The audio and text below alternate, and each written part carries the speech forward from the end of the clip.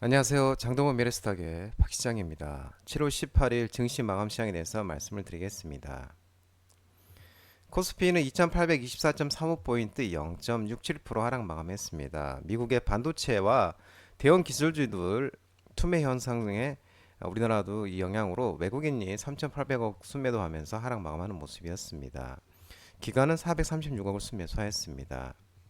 코스닥은 822.48포인트 0.84% 하락 마감했습니다. 기관이 828억을 순매도하였고 외국인은 772억을 순매수했습니다. 이 코스피가 약세로 18일 오늘 장을 마쳤는데 다만 대만 TSMC가 시장 기대치를 뛰어넘는 실적을 내면서 코스피는 낙폭을 좀 축소하는 모습이었습니다. 그러면서 삼성전자는 상승 마감하였고요. 이 조 바이든 미국 행정부가 이 반도체 제조 장비를 중국에 수출하는 기업들에 대한 광범위한 단속을 검토 중이라는 이 블룸버그 보도가 지정학적 리스크를 자극을 했습니다. 또한 이 트럼프가 당선이 되면 또 미중 갈등이 강화될 것이라는 우려도 하락세에 힘을 보태는 모습이었습니다. 또한 지난 16일 공개된 블룸버그 뉴스 이크 인터뷰에서 트럼프 전 대통령은 이 대만이 미국의 방위비를 지불해야 한다고 주장을 했고 또 대만이 미국 반도체 사업을 모두 빼앗아갔다고 비판했습니다. 이러면서 이런 우려, 대중 미중 갈등 우려 등 이런 우려가 하락세에 힘을 보태는 모습이었습니다. 원달러율은 1381.7원 0.02% 상승 전환했습니다. 3시 30분 기준인데요. 2시에 마감하게 되겠습니다. 새벽 2시. 이 달러 저가 매수 유입과 국내 증시 외국인 자금 이탈에 달러가 상승 전환하는 모습이었습니다. 그래서 원달러율은 0.02% 상승 전환하였습니다. 오늘 테마 시황은 원자력 발전 종목이 아침에 강세를 보였다가 차익 실현으로 일제히 밀리는 모습이었습니다. 24조 원의 규모 체코 신규 원전 수주의 우선 협상자로 우리나라 한수원이 협상자로 선정이 됐습니다. 그러면서 이 현대리바트, LG화물시스, 한샘은 오타가 났습니다. 죄송합니다. 한전산업, 한전기술, 서전기전, 우리기술, 한전 KPS 등 원전 발전 종목들의 아침에 시가가 강세를 보였으나 차익 실현에 일제 하락하는 모습이었습니다. 체코가 신규 원전 건설 사업 우선 협상 대상자로 한국 수력원자력 한수원을 선정을 했습니다. 이 두코바니 5호, 6호기, 테멜린 3, 4호기 지역에 각 1.2기가와트 이하의 온전 4기를 짓는 사업인데 이번에는 한수원이 두코바니의 5기와 6호기 온전 2기 건설 사업 수주가 결정이 됐고 3, 4호기 테멜린은 3, 4호기 온전 수주 여부는 추후에 정해질 예정이라고 합니다. 이 두코버니 온전 2기의 예상 사업비는 약 4천억 코로나 우리나라 돈으로 약 24조 원이며 한수원과의 계약 금액은 추후 협상을 통해 결정될 예정입니다. 그리고 본 계약은 내년 3월에 체결될 전망이라고 합니다. 시장이 당초 예상한 금액이 15조 원 대비였는데 60% 가능 많았고 저가 수주 우려를 완전히 해소할 수 있을 것으로 전망하고 있는 모습입니다. 또한 4호기 4기 중에 우선 2기만 수주한 것은 아쉽지만 테멜렌 지역의 2기 3, 4호기 온전을 추가 건설할 경우에 한수원에 우선 협상권을 주는 옵션도 제공되어 있는 점을 감안하면 크게 우려할 사항은 아니라고 설명하고 있는 모습입니다.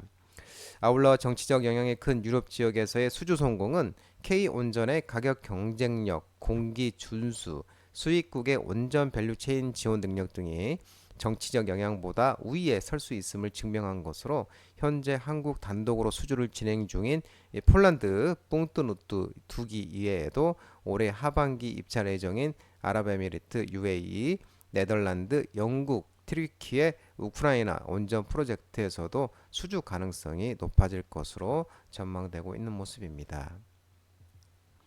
CXL 컴퓨터 익스프레스 링크 CXL 관련 종목들의 오후에 반등이 있었습니다. 삼성전자가 CXL 2.0 D램 하반기 양산 예정 소식에 엑시콘, 네오셈, 오키스전자가 CXL 관련 종목들의 반등이 있었습니다. 삼성전자는 오늘 CXL 기술과 삼성전자 CXL 솔루션 브리핑을 열고 CXL의 기술적 방향과 효용성에 대해서 설명을 했습니다. AI 수요와 발달이 가속화되면서 폭발적으로 늘어나는 데이터 처리량에 대응하기 위한 것으로 이 자리에 삼성전자가 CXL 솔루션을 제시를 했습니다. 올해 하반기부터 CXL 시장이 열릴 것이고 삼성전자의 제품은 준비가 돼 있다고 삼성전자 메모리 사업부 기획팀장이 얘기를 했습니다. 이 삼성전자는 올해 2분기 CXL 2.0을 지원하는 256기가짜리 CMM-D 제품을 출시를 하고 주요 고객사들과 검증을 진행하고 있으며 실제 양산은 올해 시작할 계획 그리고 금년 256기가짜리 CMM-D 2.0 양산을 시작하고 CXL 3.1 버전과 풀링 기술이 지원되는 2028년 정도가 되면 CXL 시장이 본격적으로 개화될 것이고 이번 CXL 2.0 D램은 고용량 구형과 즉시 적용이 용이한 LI D램을 채용했다면서 향후에는 탑재 D램을 바꿀 수 있다고 이 삼성전자 기획팀장이 얘기를 했습니다. 현재 AI의 데이터 처리량은 폭발적으로 늘어나고 있지만 D램을 한정된 범위 내에서만 확장할 수 있어 한계가 있지만 기존 램 D램과 공존하며 시스템 내에서 대역폭과 용량을 확장할 수 있는 이 CXL D램 솔루션은 폭발적인 데이터 처리가 요구되는 차세대 컴퓨팅 시장에서 더욱 주목받을 것으로 예상되고 있습니다. 또한 이 데이터 센터나 서버의 용량을 확장하기 위해서는 추가적으로 서버를 증설해야 하지만 기존 서버에서 SSD를 꼽던 자리에 그대로 CMM-D를 꼽아 사용하면 편리하게 용량을 확장할 수 있다고 이렇게 전해지고 있습니다.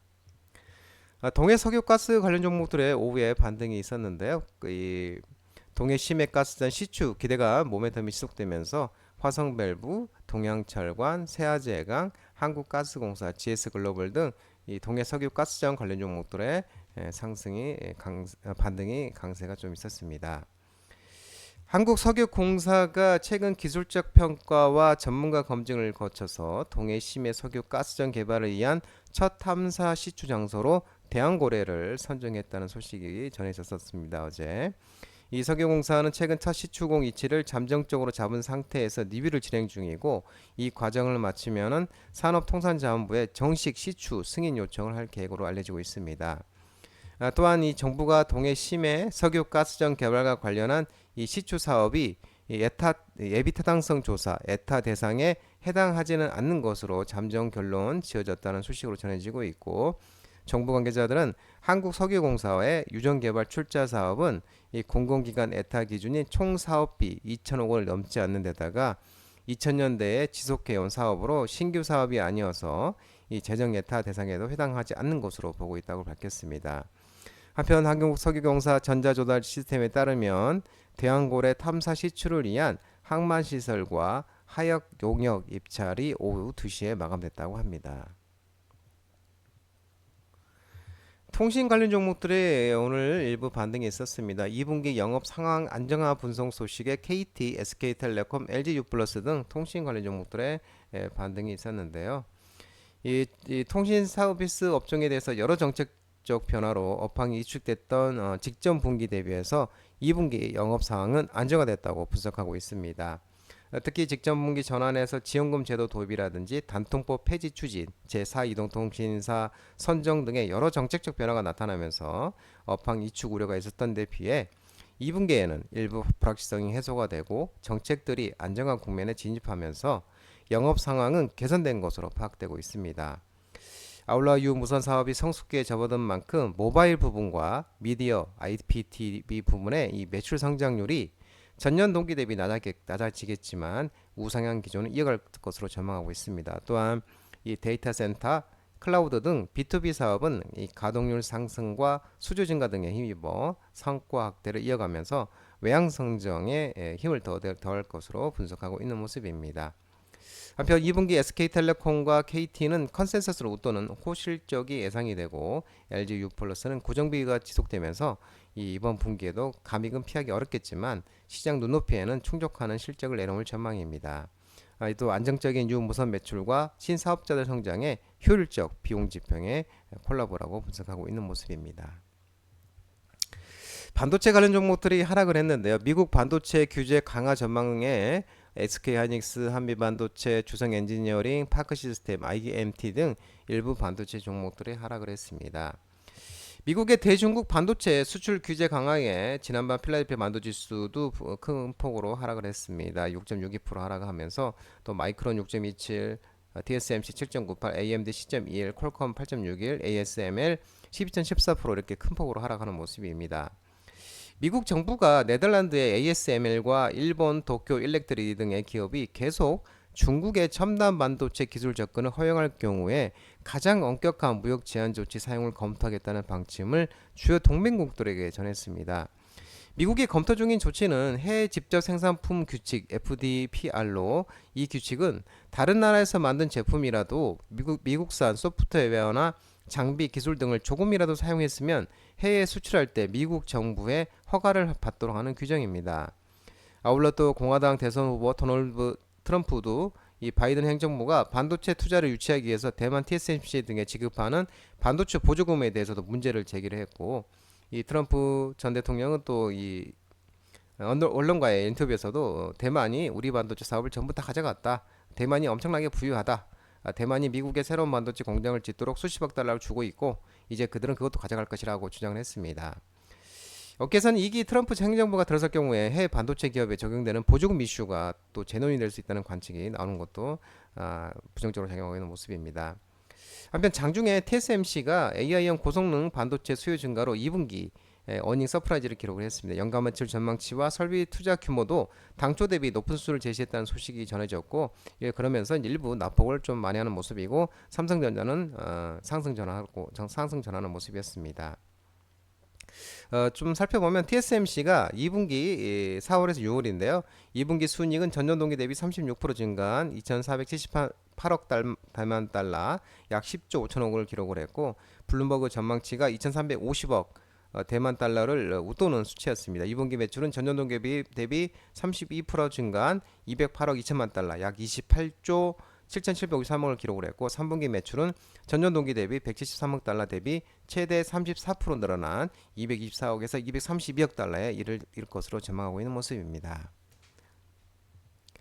AI 챗봇, 챗 GPT, 지능형 로봇, AI, 인공지능 관련 종목들에 오늘 또 하락을 했습니다. 메타가 유럽서 인공지능 모델 출시 중단 소식이 나오면서 폴라리스 AI, SB소프트, 플리또, 셀바스 AI, 솔트록스, 오브젠, 링크제니시스 등 AI 챗봇, 챗 GPT, 지능형 로봇, AI 관련 종목들이 일제히 하락을 했습니다. 메타가 유럽연합에서 규제 불확실성 이후로 차기 멀티모달 AI 모델을 유럽에서 출시하지 않을 것으로 전해지고 있는데요.